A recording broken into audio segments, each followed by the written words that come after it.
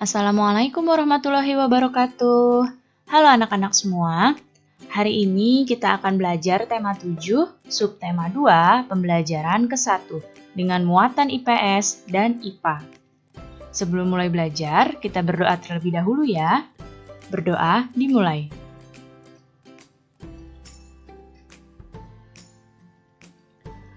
Berdoa selesai.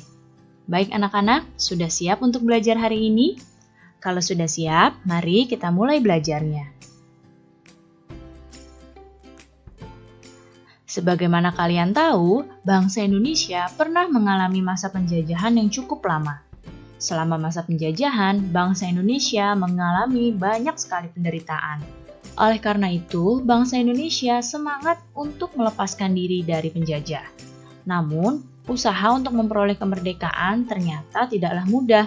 Berbagai rintangan harus dilalui oleh bangsa Indonesia demi mendapatkan kemerdekaan. Ketika mempersiapkan kemerdekaan, terdapat beberapa peristiwa penting. Nah, berikut ini adalah peristiwa penting yang terjadi saat persiapan proklamasi.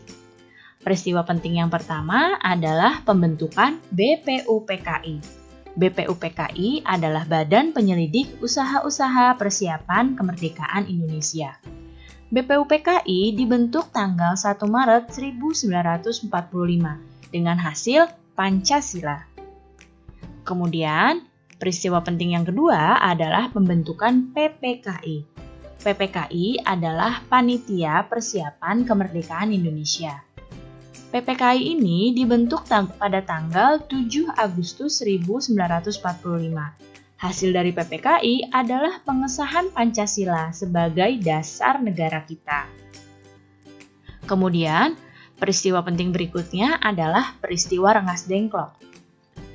Nah, peristiwa Rengas Dengklok ini terjadi karena golongan muda mendesak untuk segera melaksanakan proklamasi.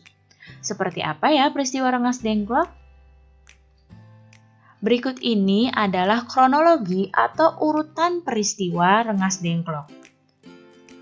Pada tanggal 14 Agustus 1945, Sultan Syahrir mendengar berita kekalahan Jepang dari radio. Kemudian, pada tanggal 15 Agustus 1945, golongan muda mendesak Soekarno untuk segera memerdekakan Indonesia.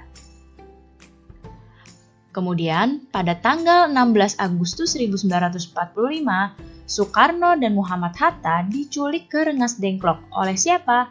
Oleh para golongan muda. Tujuannya agar mereka tidak terpengaruh oleh Jepang. Pada tanggal 16 Agustus sore, Soekarno dan Muhammad Hatta akhirnya setuju untuk memerdekakan Indonesia dan mereka pun kembali ke Jakarta. Pada tanggal 16 Agustus 1945, di malam harinya, Soekarno mengumpulkan anggota PPKI di rumah Laksamana Maeda. Nah, kemudian kita akan masuk ke peristiwa proklamasi. Dini hari setelah naskah proklamasi dirumuskan oleh Soekarno, Muhammad Hatta, dan Ahmad Subarjo, kemudian naskah proklamasi tersebut disetujui oleh seluruh peserta rapat. Setelah disetujui oleh seluruh peserta rapat, naskah proklamasi diketik oleh Sayuti Melik. Setelah diketik, lalu persiapan berikutnya adalah Ibu Fatmawati menjahit bendera merah putih.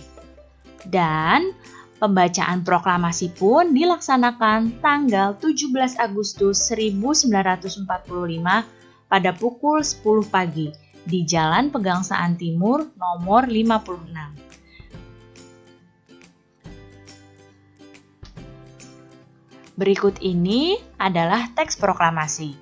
Nah, yang ini adalah teks proklamasi coretan tangan dari Bung Karno. Dan yang sebelah kanan ini adalah teks proklamasi yang sudah diketik oleh Sayuti Melik. Nah, ini adalah gambaran peristiwa ketika dibacakan naskah proklamasi.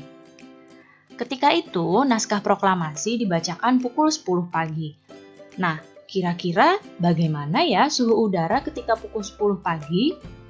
Sekarang kita akan memasuki muatan IPA. Suhu udara yang biasa kita rasakan dipengaruhi oleh intensitas sinar matahari. Perubahan suhu dan kalor memiliki hubungan yang erat. Kalor itu didefinisikan sebagai energi panas yang dimiliki oleh benda. Secara umum, mengetahui adanya kalor yang dimiliki oleh suatu benda dapat dilakukan dengan cara mengukur suhu benda tersebut. Kalor yang dimiliki oleh suatu benda itu bisa berubah-ubah, bisa naik dan juga bisa turun. Karena kalor dapat berpindah dari suhu yang tinggi menuju suhu yang rendah. Sekarang perhatikan gambar yang ada di hadapan kalian. Di sini ada gambar, ada air panas dan air dingin yang digabungkan jadi satu.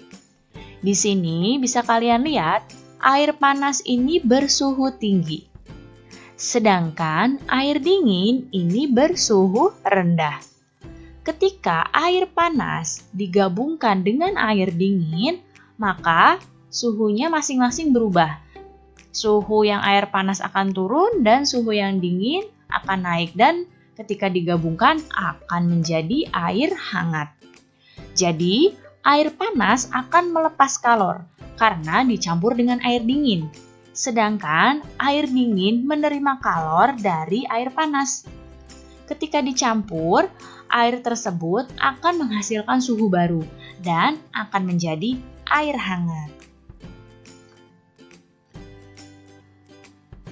Baik anak-anak, cukup sekian ya penjelasan Ibu kali ini. Mudah-mudahan kalian paham dan mengerti. Terima kasih anak-anak semua, sampai jumpa lagi. Wassalamualaikum warahmatullahi wabarakatuh.